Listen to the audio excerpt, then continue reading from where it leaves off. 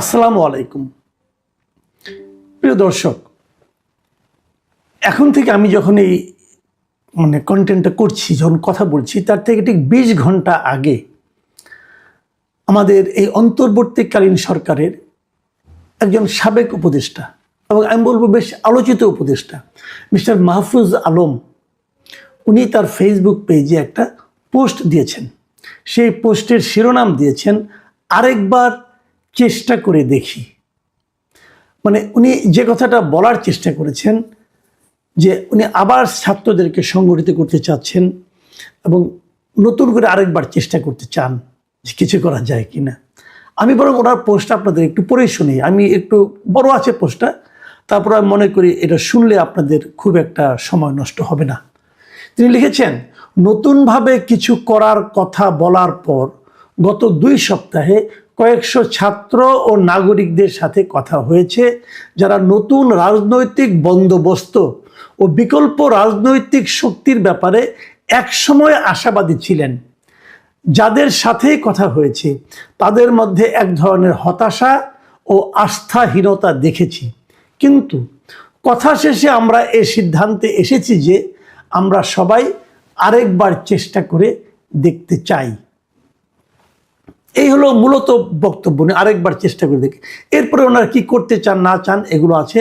আবার আরেক জায়গায় লিখেছেন যে আমরা আপনাদের ক্ষোভ, হতাশা, অপ্রাপ্তি যেমন শুনতে চাই, তেমনি আমাদের দিক থেকে হওয়া ব্যক্তিগত ও সামষ্টিক ভুল, বাস্তব সংকট ও কমতিগুলো নিয়েও কথা বলতে চাই। গত 1.5 বছরের পর্যালোচনা শেষে আমরা কিভাবে নতুন করে শুরু করতে পারি সে সম্ভাবনা নিয়ে আলোচনা করতে চাই। এই হলো ওনার বক্তব্য। তারপরে আরো উনি অনেক কথা কাহিনী লিখেছেন, সেটা ওই লাইনে যাচ্ছি না। তার মানে এই মাহফুজ আলম সাহেব, যাকে আমাদের ইউনূস সাহেব বিশ্ব মঞ্চে, যুক্তরাষ্ট্রের মঞ্চে ওখানে নিয়ে সবার সামনে পরিচয় করে দিয়েছিলেন যে he is the master mind. তারপর তাকে নিয়ে এসেছেন, উনি অনেক কিছু করেছেন। ওনাকে উপদেষ্টার মর্যাদায় প্রধান উপদেষ্টার বিশেষ সহকারী বানানো হয়েছিল। তারপর উনি তথ্য মন্ত্রণালয়ের উপদেষ্টার দায়িত্ব পেয়েছেন, 1.5 বছর সরকারের সঙ্গে ছিলেন।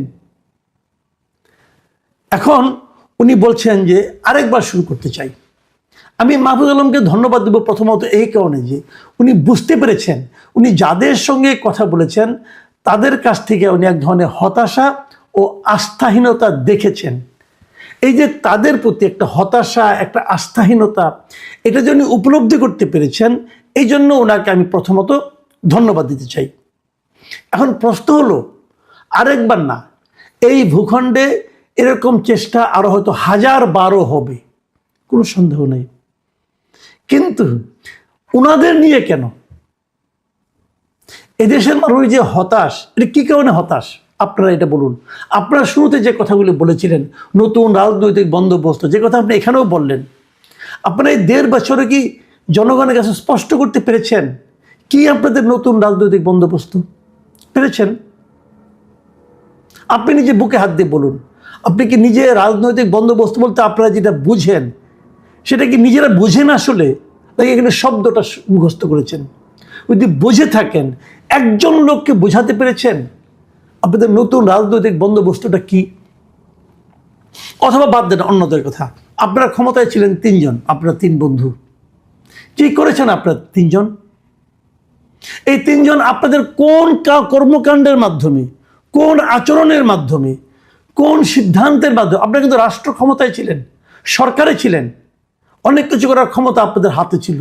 কোন কাজটার মাধ্যমে আপনারা প্রমাণ করতে পেরেছেন যে আপনারা নতুন কিছু করছেন, এমন নতুন কিছু যার দ্বারা এই দেশের মানুষ উপকৃত হতে পারে? আপনারা গড্ডালিকা প্রবাহে গা ভাসিয়েছেন। আমি এককভাবে কাউকে বিচ্ছিন্ন করে বলছি না, আমি সবাইকে মিলে একত্রে বলছি। আপনাকে নিয়ে, নাহিদ ইসলামকে নিয়ে, আপনাদের আরেক বন্ধু আসিফ মাহমুদ সজীব ভুঁইয়াকে নিয়ে, আপনারা সব মিলিয়ে আপনারা গড্ডালিকা প্রবাহে গা ভাসিয়েছেন। একজন কিছুদিন ওখানে থেকে পরে রাজনৈতিক দল করতে এসেছেন, আরেকজন হাঁসের মাংস এবং ওয়েস্টিন করতে করতে ইউনূস সরকারের দুর্নীতির চেহারায় পরিণত হয়েছেন। ওনাকে বলা হয় যে ফেস অফ দ্য গভর্নমেন্ট, এই ইন্টারিম গভর্নমেন্ট, করাপশনের। আর আপনি হয়তো ওই তুলনায় অতটা করাপশন আপনার নাম শোনা যায়নি, কিন্তু আপনার ভাইয়ের নামে অনেক কিছু শোনা গেছে যেগুলো আপনার প্রশ্রয় থেকে হয়েছে। এগুলো চুলচেরা বিশ্লেষণ হবে মিস্টার মাহফুজ আলম, কিন্তু তার আগে আমার কথা যে আপনারা কি এমন করেছেন বলেন না। একটা জিনিস দেখান যেখানে আপনারা মৌলিক পরিবর্তন আনতে পেরেছেন। বলেছেন আপনারা নতুন কোনো টেলিভিশনকে অনুমোদন দেবেন না। আপনি এনসিবির আপনার 2 জন ছাত্র বন্ধুকে টেলিভিশন অনুমোদন দিয়েছেন। কিসের বিনিময়ে দিয়েছেন? ক্যাশ অর কাইন আমি জানি না, তবে বেরিয়ে যাবে। কেন দিয়েছেন? তার 2 দিন আগে আপনি একটা অনুষ্ঠানে বলেছেন আমরা নতুন কোনো টেলিভিশন অনুমোদন দিচ্ছি না। তারপর দিয়ে আপনি বলছেন আরো দিব আরো দিব। এগুলো কি রে ভাই? যারা এমন কাজ করে তারা যখন বলে আসেন আমরা আবার করি, আপনারটাকে কে যাবে? যাবে তারাই যাবে যারা নাকি আরেকজন আসিফ মাহমুদ হতে চায়, যারা নাকি আরেকজন নাহিদ ইসলাম হতে চায়, যারা আরেকজন মাহফুজ আলম হতে চায়, এরকম হয়ে ক্ষমতার শেয়ার নিতে চায়। মিস্টার মাহফুজ আলম, আপনি প্রথম যে ভুলটা করেছে সেটা বলি আপনাদেরকে।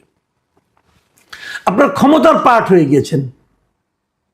ক্ষমতার পার্ট হয়ে কোন ক্ষমতা? আমাদের ট্র্যাডিশনাল যে ক্ষমতা, যে ক্ষমতা হাসিনার আমলে হাসিনা চালিয়েছিল, সেই ক্ষমতার আপনি অংশীদার হয়েছেন। এবং ওই ক্ষমতায় যারা যায় তারা ওখান থেকে লুটপাট করে, আপনারা সে লুটপাটের অংশীদার হয়ে গিয়েছিলেন।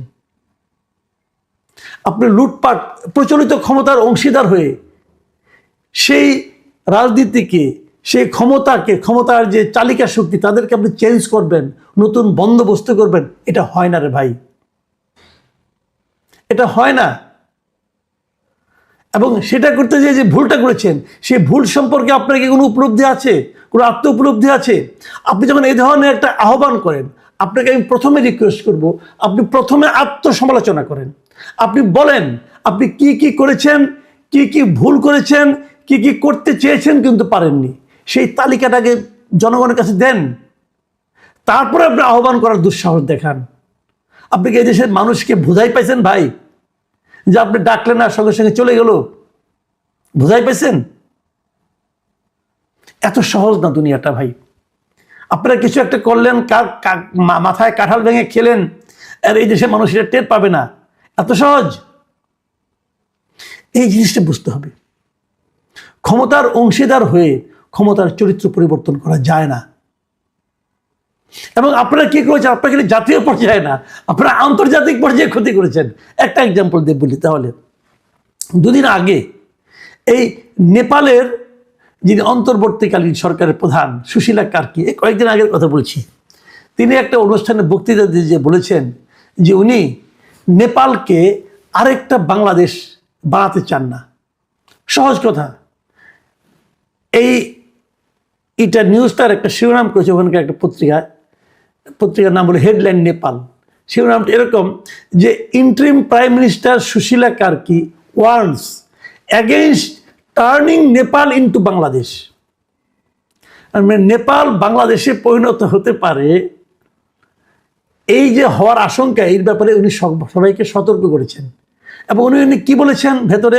উনি বলেছেন, বড় নিউজ, আমি ছোট করে আপনাদের একটু বলি। উনি বলেছেন যে যেখানেই যাই সবাই খালি সরকারের সমালোচনা করে এবং তারা বলে সরকার কবে দায়িত্ব ছাড়বে, দায়িত্ব ছেড়ে যায় না কেন, অমুক তমুক, এগুলি বলেছেন। বাট উনি ওনার লক্ষ্যে স্থির আছেন, উনি মার্চে নির্বাচন দেবেন। এবং উনি সেখানে এই কথাও বলেছেন যে 20 থেকে 25 জন এই জেন জি, তাদের নাম উল্লেখ করে সংখ্যাটা বলেছেন যে তারা প্রত্যেকেই তার কাছে যাচ্ছে এবং তারা আলাদা আলাদা কাজ দাবি করছে যে আমাকে এই কাজ দেন, আমাকে সেই কাজ দেন, আমাকে সেই কাজ দেন। এবং তিনি এই জবাবে বলেছেন যে আমরা নেপালকে বাংলাদেশ হতে দেওয়া রোধ করতে আমরা প্রতিশ্রুতিবদ্ধ। ইংরেজিতে লিখেছেন we are committed two preventing Nepal from becoming Bangladesh, we do not want Bangladesh. Bangladesh এখন আন্তর্জাতিক অঙ্গনে উদাহরণ হয়েছে, মন্দ মন্দ অবস্থার এক্সাম্পল হিসাবে, মন্দ শাসনের এক্সাম্পল হিসাবে এখন বাংলাদেশের নাম নেপালও উল্লেখ করছে। আমাদের নোবেল বিজয়ী ডক্টর ইউনূস এই দেশটাকে সেই জায়গায় নিয়ে গেছেন। এখন আমরা আল্লাহ করছি।